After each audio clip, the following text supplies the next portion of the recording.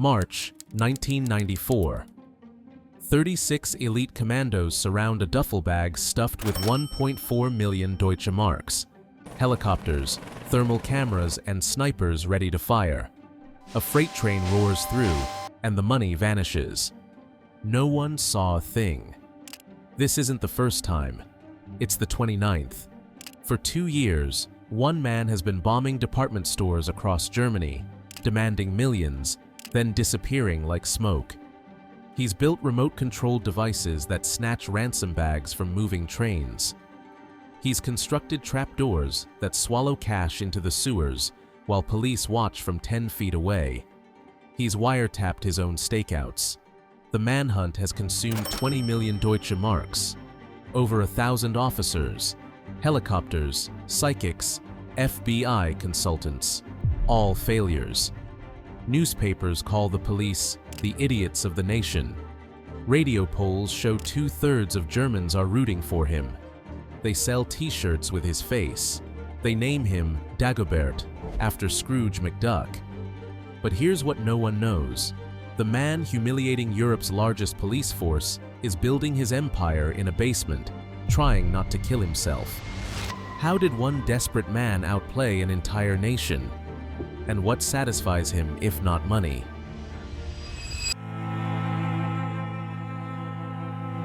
Berlin, 1992.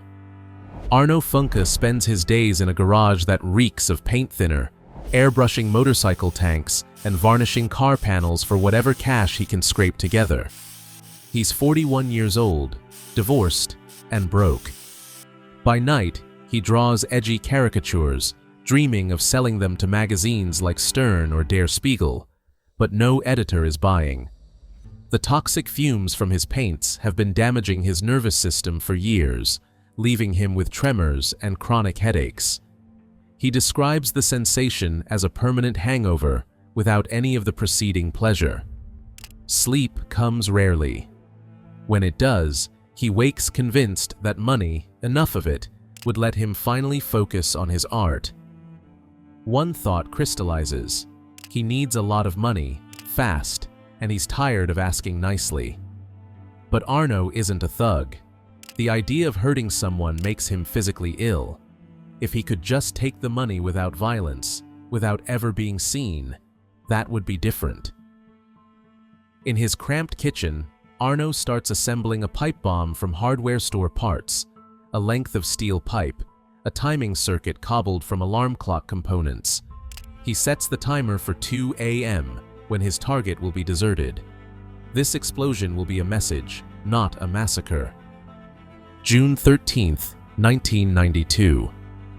A blast shatters the night inside Karstadt's porcelain department in downtown Hamburg. Shards of luxury china, Meissen, Rosenthal, pieces worth thousands, rain through the deserted store. Hundreds of thousands of marks in damage, 0 injuries, exactly as Arno intended. The next morning, Karstadt executives receive a typewritten letter. The author calls himself Arno Dagobert and calmly claims responsibility. His demand, 1 million Deutsche Marks. His warning is clear. Next time there will be a catastrophe. To prove his seriousness, he provides precise instructions. If Karstadt agrees to pay, they must place a coded advertisement in the Hamburger Morgenpost newspaper. The text: Uncle Dagobert greets his nephews. Dagobert is the German name for Scrooge McDuck, the cartoon billionaire duck who swims in gold coins, created by Disney artist Carl Barks. Why is a bomber naming himself after a Disney character? The public latches onto the absurdity immediately.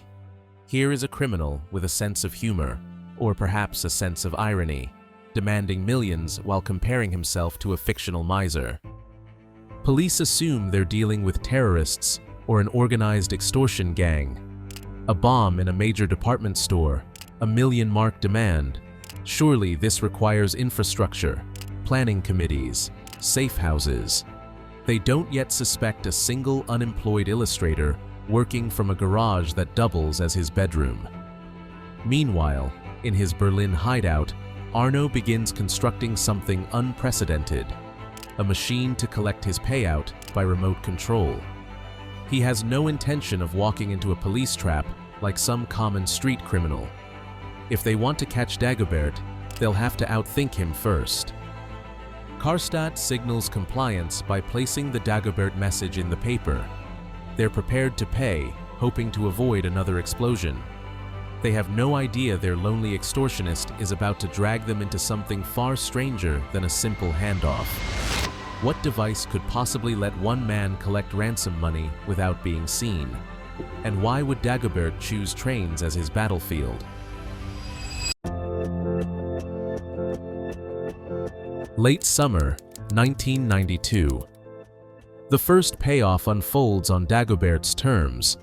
Under cover of darkness, Karstadt's couriers attach a sack of cash to the underside of a Berlin-bound night train using 4 powerful electromagnets. This bizarre method isn't their idea, it's Dagobert's. Days earlier, he'd mailed them a key and cryptic directions to a box mounted on a rural lamppost along the rail line. Inside, an apparatus to clip the ransom to a specific train's undercarriage, complete with a diagram showing exactly where to position it.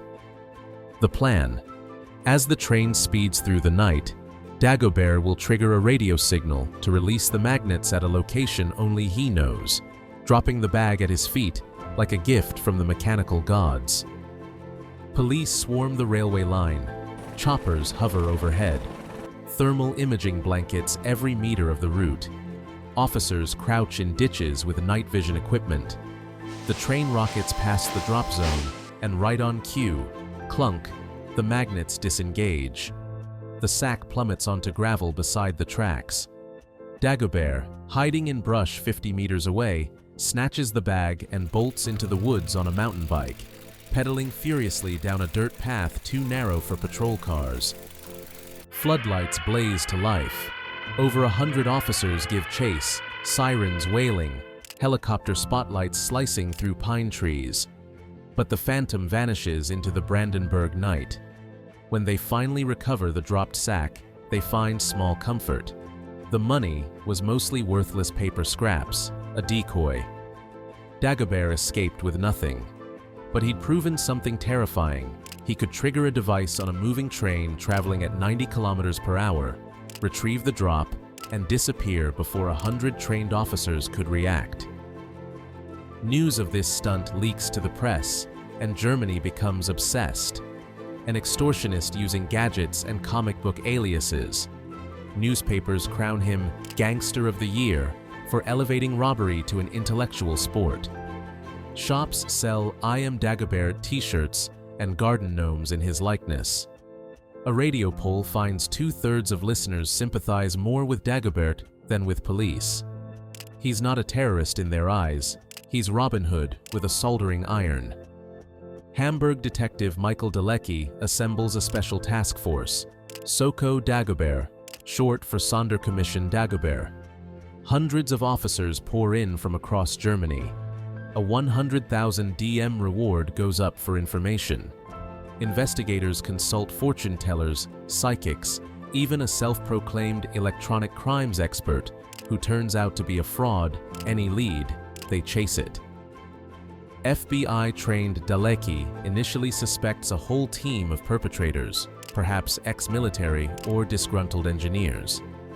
But criminal psychologist Claudia Brockmann starts building a different profile. She notes Dagobert's unusual habit of detonating bombs before issuing demands, the act of someone frustrated, someone who feels entitled to a better life, someone pouring engineering talent into an elaborate game of one-upmanship. Her conclusion: a lonely tinkerer getting thrills from making police look foolish. Brockmann warns her superiors, if they keep trying to cheat him with fake money and traps, he'll escalate. Someone will get hurt. But German police psychology is a fledgling field in 1992. Old-school commanders dismiss her insights as academic mumbo-jumbo. Real police work means stakeouts and ambushes, not psychoanalysis. Autumn 1992. Soko Dagobert tries fighting gadgets with gadgets. They rig a ransom package with a motion-activated tear gas bomb, codenamed Donnerschlag, Thunderclap, tested on pig carcasses to ensure it won't kill, only incapacitate. On a tense night by the tracks, they throw this bait from a train, hoping to knock Dagobert unconscious when he opens it. But Dagobert sniffs out the ruse. Perhaps something looks wrong, perhaps the weight is off. He never touches it. The police detonate their own trap after the fact, filling the night with acrid gas and embarrassment. Newspapers publish cartoons of cops holding exploding gift boxes while a wily duck escapes in the background. The Tagesspiegel runs the headline, "Looney Tunes at the train station." Every failed ambush amplifies Dagobert's legend. When he can't make a scheduled pickup due to police presence, he sends polite apology notes, signed Dagobert, explaining he'll try again soon. Radio quiz shows feature his exploits. Parody songs circulate on cassette tapes. Dagobert masks sell at street markets for the upcoming carnival season. But Brockman's prediction proves grimly accurate. In September 1992, after hearing police believe he'd never bomb a store during business hours, a furious Dagobert plants a smaller device in a Karstadt in Hanover, timed for midday. The explosion injures several shoppers, minor wounds, but real blood. Arno immediately regrets this lapse. In a letter, he scolds police for playing poker with people's lives and insists he never wanted to hurt anyone. He vows to return to nighttime detonations only. Even now, he wants to play by rules, his rules. The game escalates into full-blown war. During one nighttime handover, officers hide along a grassy embankment in Berlin, ready to pounce. Dagobert actually appears, a shadow creeping toward the decoy money. This could be it. An officer lunges out and slips face first into mud at the critical moment. Dagobert vanishes on his bicycle before anyone else can react. Media reports claim the cop slipped on dog excrement, turning the failed arrest into a national punchline. Headlines dub police the idiots of the nation. 7 attempts, 7 failures. Even officers start laughing at the absurdity in their debriefings. But Arno Funke still hasn't collected a single Deutschmark. He's becoming a folk hero while remaining completely broke, his rent overdue, his marriage to a new wife strained by his mysterious absences. What would it take to finally beat the police at their own surveillance game? And what kind of device could move ransom money through a location they couldn't possibly stake out? Spring 1993. Arno Funke rents a small workshop on Berlin's outskirts, a concrete shed with a single window and a padlocked door. He fills it with welding equipment, spools of copper wire, metal scraps salvaged from junkyards, and electrical components ordered from mail-order catalogs. By night, under a bare light bulb that casts harsh shadows on the walls, he sketches blueprints for contraptions that look like props from a spy film. His primary creation, a remote-controlled rail cart, 60 centimeters long, built from welded steel and rubber wheels that grip railroad tracks. The motor comes from a cannibalized VCR, a Grundig he bought second-hand for 40 marks. He adds a radio receiver tuned to a specific frequency, a rechargeable battery pack, and a custom timing circuit assembled from components meant for model airplanes. A clamp mechanism holds a cash package secure until he triggers release. He paints the entire device matte black for nighttime invisibility.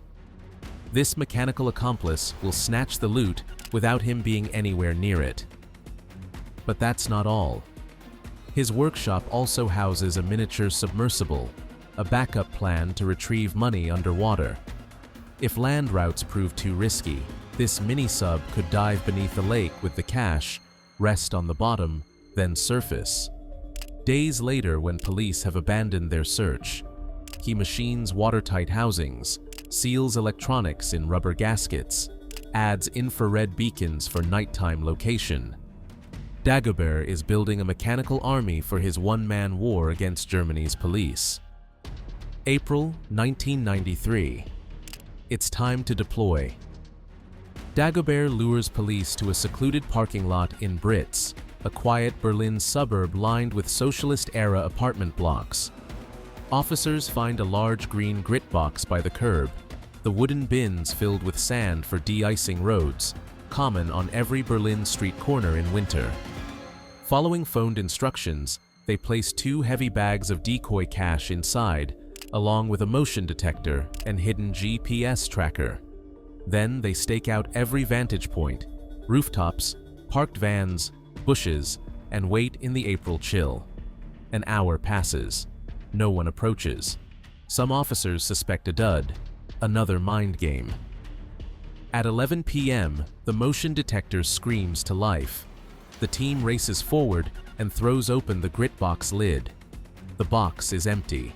The bags have vanished. Instead, they see a gaping hole leading into pitch-black sewer tunnels. Dagobert's grit box was a trapdoor all along. He'd built a false bottom that dropped into Berlin's underground drainage system. He'd spent the entire evening hiding underground, listening through a directional microphone he'd planted near the box, waiting for the stakeout team to lose focus. The moment conversations turned to coffee breaks, he opened a manhole from below, pulled a lever to dump the bags through, and spirited the package away through the drains. By the time police understood what happened, Dagobert was sloshing through sewers a kilometer away, laughing to himself. The tracker's signal never moved from the parking lot. Officers assumed it malfunctioned, while the loot literally went down the drain beneath their boots. At a press conference, a visibly exhausted Daleki sighs with grudging respect. That was done well. The legend explodes across German media.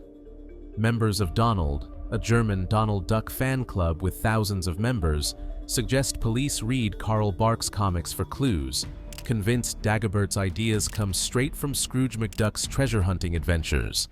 A pocket comic circulates among frustrated officers. 5-0 for Onkel Dagobert. January 22, 1994. Dagobert deploys his masterwork. He picks a deserted rail yard in Berlin's Charlottenburg district, where weeds have overtaken abandoned tracks. Police receive extraordinary instructions, first to a phone booth in Kreuzberg, where they find a key hidden under the receiver. Then, a recorded message directs them to the overgrown rail line. There, bolted to rusted tracks, sits a sturdy wooden box with a brass keyhole. The key fits. Hearts pounding, officers lift the lid to reveal a curious metal trolley resting on the rails beneath. 2 feet long, wheels hugging steel, a compartment clearly designed for ransom. One officer mutters it looks like something from a James Bond film or a Roadrunner cartoon. Following Dagobert's precise recorded directions, they load a padded satchel into the cart's compartment, click a small switch, and press a green button. The VCR motor whirs to life. The mini carriage springs forward and zips into darkness at walking speed. Officers share a moment of stunned silence, then sprint after it, flashlights swinging wildly. Dagobert had only cleared the path to knee height. Pursuing officers get whacked by branches and thorny vines. Worse, some trip hidden wires that trigger firecrackers, the bangs echoing through the night like gunfire. Keystone cops in a slapstick chase, cursing as they stumble through the undergrowth.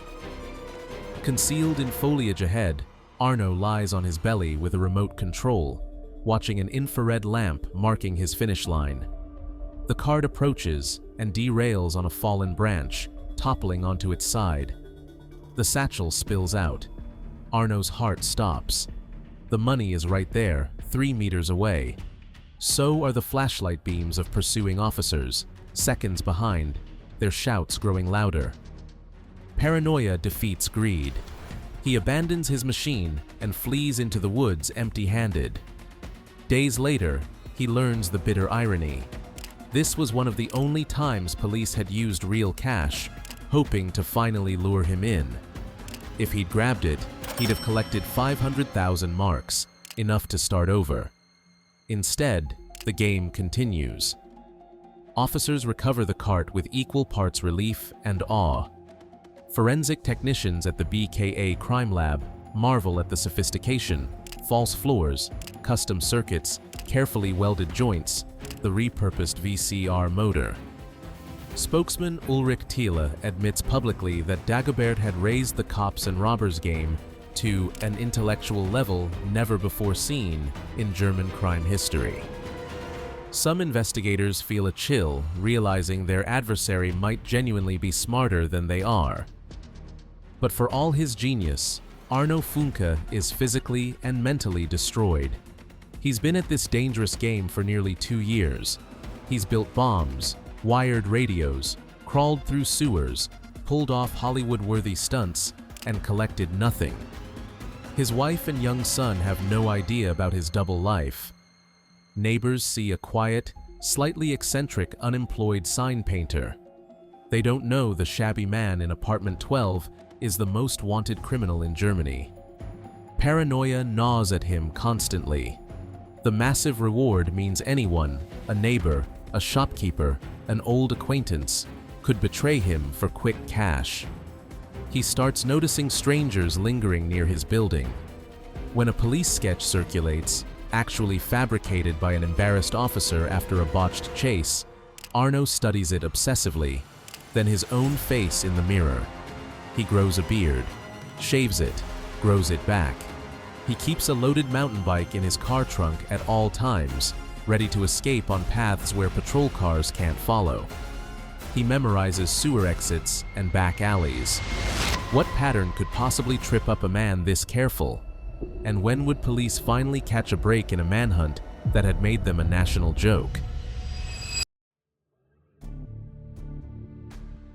That impossible railway heist from the opening, the vanishing duffel bag, would later be revealed as another of Dagobert's mechanical marvels. He'd rigged a magnetic clamp beneath the freight train itself, designed to grab the bag as the locomotive passed over it. Police weren't looking for devices on the train. They expected a shadowy figure to emerge from the darkness. Instead, the train was his accomplice, snatching the cash at 90 kilometers per hour, while officers watched helplessly through thermal scopes. But every pattern eventually reveals itself. For 2 years, Dagobert prided himself on unpredictability, changing drop sites, rotating payphones, never repeating a trick twice. By early 1994, fatigued and desperate, he slips into a routine. Investigators notice many of his phone calls originate from payphones in East Berlin, often in morning hours between 6 and 8 a.m. Perhaps he favors the coin-operated phones there, which don't require the traceable phone cards used in West Berlin. Perhaps he feels safer in familiar neighborhoods. By April, Soko Dagobert has quietly mapped a probable radius for where this ghost operates. They saturate those neighborhoods with plainclothes surveillance. April 22nd, 1994. Day 676 of the manhunt. Before dawn, a police unit spots something in the southern Berlin suburb of Rudau. A man driving a beat-up rental Opel with a mountain bike visible in the back seat. To seasoned Dagobert hunters, that bicycle is a signature, the extortionist's proven escape tool. They tail the car for hours, maintaining distance, radioing updates. Around 7 a.m., the driver parks on a quiet street and walks toward a row of bright yellow phone booths in Berlin-Johannisthal.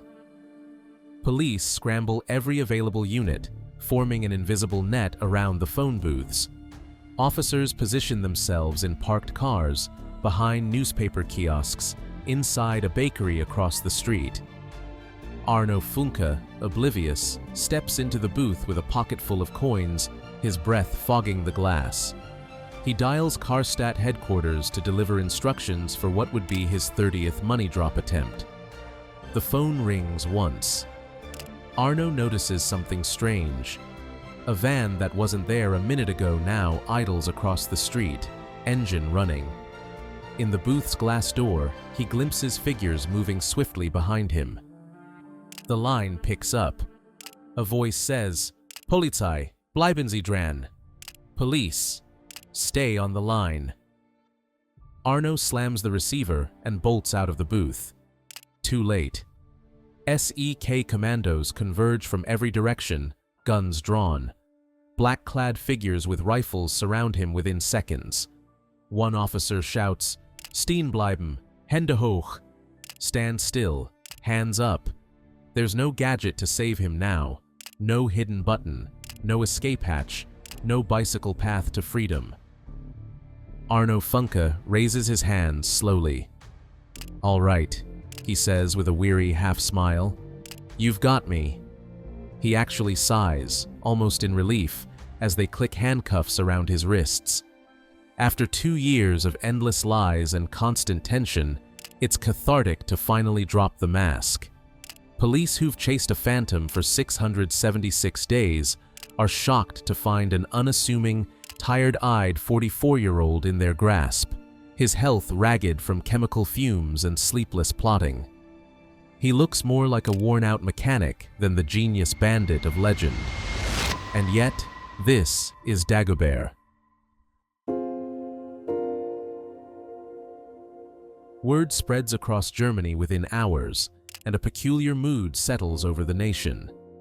A Berlin radio commentator sighs on air. "It's a shame it's over. Journalists had a lot to write about, people had a lot to read about, and the police had a lot of frustration." Dagobert's exploits had become beloved entertainment, a real-life serial drama. Now the final episode has aired. Under interrogation, Arno confesses everything immediately. He seems exhausted, oddly relieved to finally talk openly.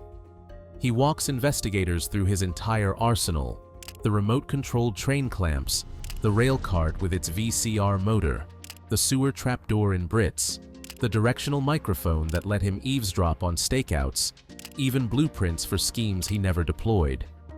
Officers can't help but be impressed. They recover his typewriter, his workshop full of half-finished gadgets, and interview his wife, who had absolutely no idea about his double life. Her husband's electronics hobby had consumed an estimated 20 million marks in police resources across Germany.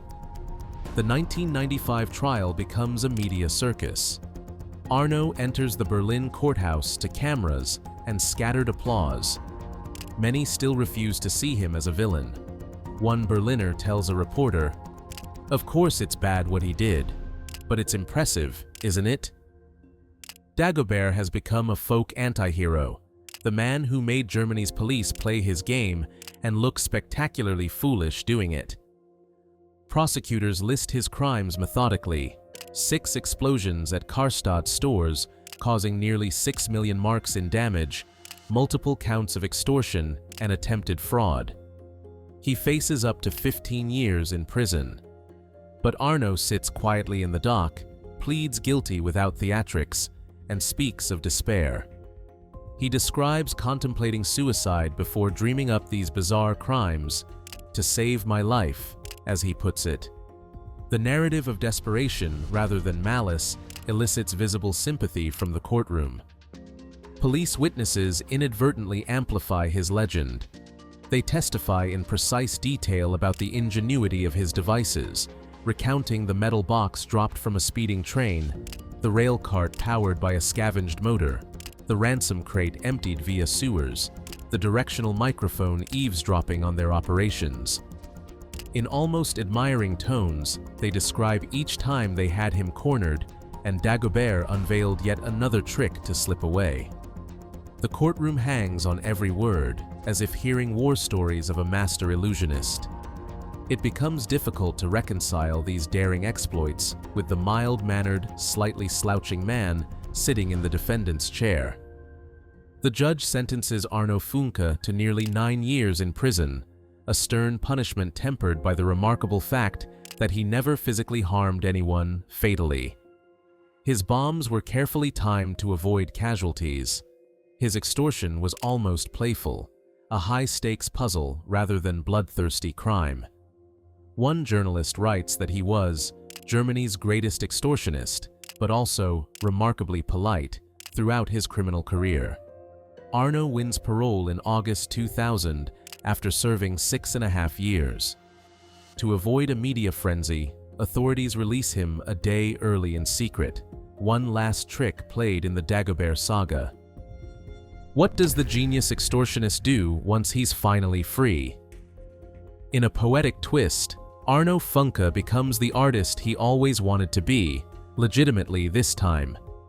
While imprisoned, he wrote a best-selling memoir about his capers and started drawing cartoons satirizing his own crimes. A prominent satirical magazine, Eulenspiegel, hires him as a staff cartoonist shortly after his release.